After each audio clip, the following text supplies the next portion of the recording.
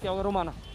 बिल्कुल, आप रहिए मेरे साथ में, लौटूंगे आपके पास। और अब हमारे साथ वरिष्ठ पत्रकार, मेरे वरिष्ठ सहयोगी दिबांग जी मौजूद हैं। सीधा आपको लिए चलते हैं दिबांग के पास। दिबांग, चुनाव आयोग के लिए हर चुनाव जो है वो जाहिर सी बात है एक परीक्षा का मौका होता है, लेकिन इस बार ये मौका और ज्यादा महत्वपूर्ण हो गया है क्योंकि ये कोरोना काल, संकट काल है, चुनौती और विकराल। यह चुनौती और विकराल है और चुनाव आयोग को इस बारे में सोचना चाहिए, गंभीरता से सोचना चाहिए। देखिए, वक्त निकल गया सोचने का भी। अगर चुनाव आयोग चाहता तो सारे चुनाव पार्टियों को एक साथ बुलाता, उनसे बात करता। और ये जो अलग अलग चरणों के चुनाव लगातार हो रहे हैं, जिसमें हम ये पा रहे हैं कि जब से वोटिंग होनी शुरू हुई है पश्चिम बंगाल में, 400% मामले बढ़ गए हैं कोविड के। 15,000 मामलों की खबर है, 16,000 मामलों की। डॉक्टर निखिल प्रसून, बीजेपी के प्रवक्ता, इस वक्त हमारे साथ मौजूद हैं। आइए निखिल प्रसून जी, टीएमसी की तरफ से कहा जा रहा है कि साहब बंगाल के लोगों की जिंदगी के साथ खिलवाड़ कर दी चुनाव आयोग ने, बीजेपी के इशारे पर की। क्या सर ये आरोप लगा रही है टीएमसी? जी नमस्कार।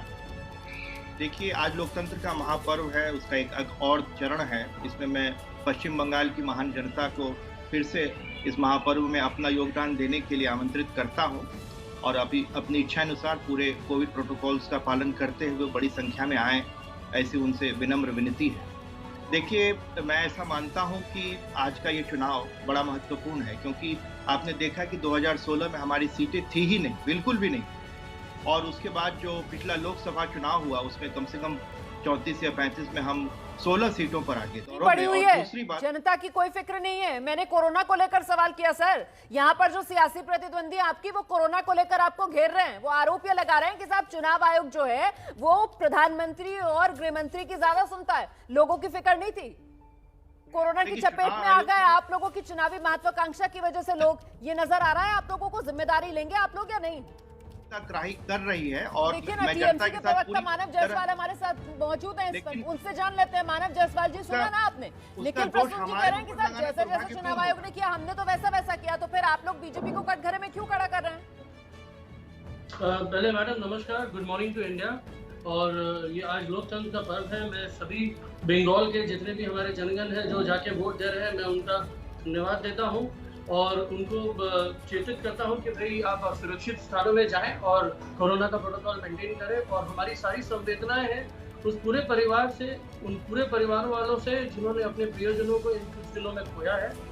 एक काफ़ी दुखद माहौल है पूरे हिंदुस्तान में, जो कि हम एक इलेक्शन के माहौल में बैठे हैं। हमने बार बार इलेक्शन कमीशन को रिक्वेस्ट करी थी कि आप इतनी सारी जो रैलियाँ हैं, इतनी सारी जो फेजेस हैं उसको कम करें, लेकिन आपको पता है और ये पूरे हिंदुस्तान को पता है कि जब प्रधानमंत्री जी ने मुंह से बोल दिया कि भाई हम नहीं आएंगे कल की रैली में और हम कोविड के लिए चिंतित हैं, हम कोविड की मीटिंगों में जाएंगे, तभी पूरे के पूरे इलेक्शन कमीशन जागरूक हो गई और उन्होंने नहीं सर, तो आपको तो तारीफ करनी चाहिए कि कम से कम प्रधानमंत्री ने तो अपनी जिम्मेदारी निभाई ना। ममता बनर्जी क्या कर रही थी जब तक चुनाव आयोग ने हंटर नहीं चलाया? ममता बनर्जी तो रैलियां करती हुई नजर आई। और बड़ी बात यह कि ममता बनर्जी खुद तो ऐसे मंच पर बैठ जाती थी जहां उनके आसपास दूर दूर तक कोई नहीं होता था, लेकिन सामने उनके जो पब्लिक होती थी वहां पर वो 2 गज की दूरी, मास्क जरूरी, सबकी धज्जियां उड़ रही होती थी। खिलवाड़ आप लोगों ने कम किया क्या बंगाल के लोगों के साथ? आपने बहुत अच्छे से ममता बनर्जी के पूरे रैलियों को फॉलो किया। I am really grateful to you. आपने बहुत ही सुंदर तरीके से दीदी के रैलियों को फॉलो किया। मुझे लग रहा है कि आप भी उनके एक फैन हैं। शायद आपने प्रधानमंत्री जी के रैलियां फॉलो नहीं करी, आपने अमित शाह जी के रैलियां फॉलो नहीं करी, जेपी नड्डा जी की रैलियां फॉलो नहीं करी, कैलाश विजयवर्गीय जी की रैलियां फॉलो नहीं करी, यूपी के बहुत सारे नेतागण आए उनकी रैलियां फॉलो नहीं करी, राजस्थान से नेतागण आए, मध्य प्रदेश से नेतागण आए। शायद हाँ, ये हो सकता है मैडम आपने उनको फॉलो नहीं किया। सर आप नाम लिखना भूल गए शायद उन नेताओं का, वो जो मध्य प्रदेश से आए, राजस्थान से आए, नहीं तो आप वो भी गिना देते मुझे। तो फिर आप आ गए ना उसी बात पर जो मैं कह रही हूँ। फर्क कहाँ है? फर्क कहाँ है? फिर अपने आप को आप कहाँ अलग दिखा रहे हो? मतलब आपने भी वही किया जो वो लोग कर रहे थे। फर्क नहीं है ना यहाँ पर। फिर अपने आप को आप मॉरल हाई ग्राउंड पर नहीं रखो, फिर आप बीजेपी को कटघरे में खड़ा मत करो। सर मैं यहाँ पर तू मैं नहीं करना चाहती हूँ आपकी और बीजेपी के साथ। एक सेकंड संयम के साथ। ये कोरोना काल, संकट काल है। दिबांग जी, तो 7वें चरण के लिए वोट डाले जा रहे हैं बंगाल में। आज 34 सीटें हैं जहां पर वोटिंग हो रही है और इन 34 सीटों को लेकर आश्वस्त इतनी ज्यादा है टीएमसी कि अभिषेक बनर्जी, ममता बनर्जी के भतीजे, आज जब वोट डालने के लिए आए तो उनकी तरफ से कहा गया 2 तिहाई बहुमत से ममता सरकार वापसी कर रही है। मानव जायसवाल जी, इतना कॉन्फिडेंस कैसे? कॉन्फिडेंस नहीं है, विश्वास। कॉन्फिडेंस और विश्वास में थोड़ा सा अंतर होता है, और ये हमारा आत्मविश्वास नहीं है। हमारे जन जन के प्रति जो हमने 10 सालों में जो सेवा करी, जिस तरीके से हम निरंतर लोगों के साथ खड़े रहे, चाहे वो अम्फान हो चाहे कोरोना हो, जिस तरीके से दीदी ने जो कि हमारी जो अस्पतालों की जो व्यवस्था उतनी नहीं थी, तो उन्होंने स्वास्थ्य साथी दिया कि हर घर घर में लोगों के पास इंश्योरेंस हो कि वो प्राइवेट हॉस्पिटल में भी जाके अपने इलाज को करा सके। ये टाइमली जो कंटिजेंसी प्लान जो हमारी होती है कि जब जब जरूरत पड़ती है तब हम आगे बढ़ के उस कार्य का निर्वाह करते हैं।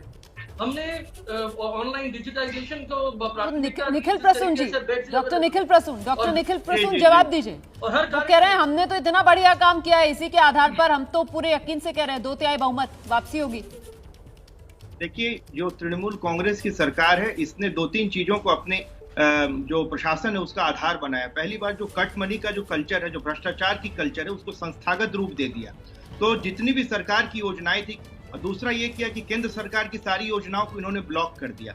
तीसरा ये किया कि लोकतंत्र की हत्या की, जिस तरह पंचायत चुनाव में, सुनिए बात एक बार सुन लीजिए, उसके बाद खंडन करिएगा। बात खत्म तो करने दीजिए। एक एक करके भाई, ऐसे चर्चा नहीं हो सकती है। मानव जायसवाल जी, मुद्दे अपनी जगह, लेकिन साथ ही साथ जो सियासी समीकरण देखने के लिए मिले, खासतौर से आईएसएफ की जो एंट्री हुई है वो इस 7वें दौर में मतदान के, क्या टीएमसी को डरा रही है सर?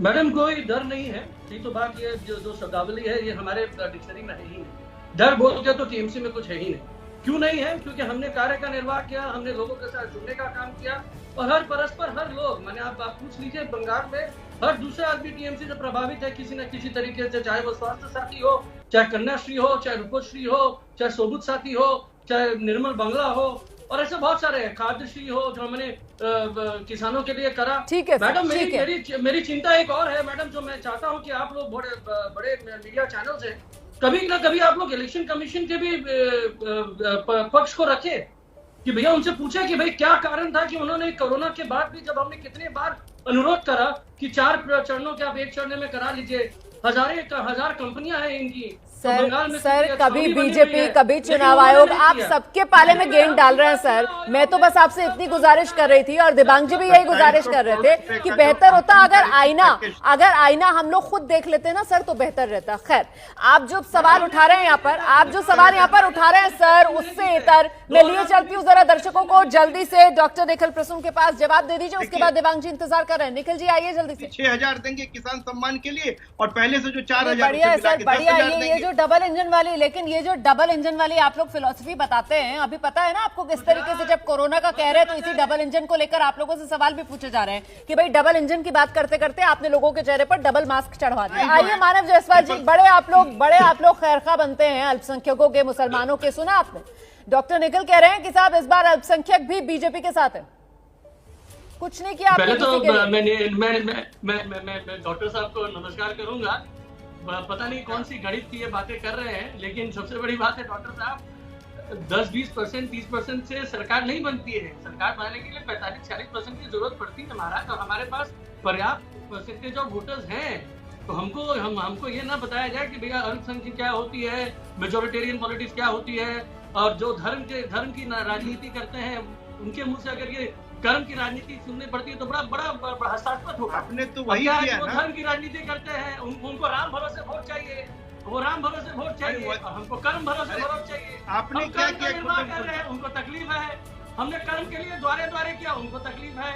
हमने बच्चियों को स्वावलंबी बनाया, अगर आपने इतना किया तो हमने इलेक्शन कमीशन को कहा कि आप स्वास्थ्य प्राथमिकता है, अब 8 पेज से 4 पेज में कर दीजिए, लास्ट के 4 पेज 1 पेज में कर दीजिए। उनको तकलीफ है, उनके प्रधान प्रचारक आते हैं, बोलते नहीं आपने सांप्रदायिक आधार पर अपील किया, चिंता करनी होगी, क्योंकि जो उनका मुखौटा था वो पूरे देश में थू हो रही थी, हर मीडिया उनसे प्रश्न पूछ रही थी। चलिए ठीक है, समय मेरे पास इतना ही है,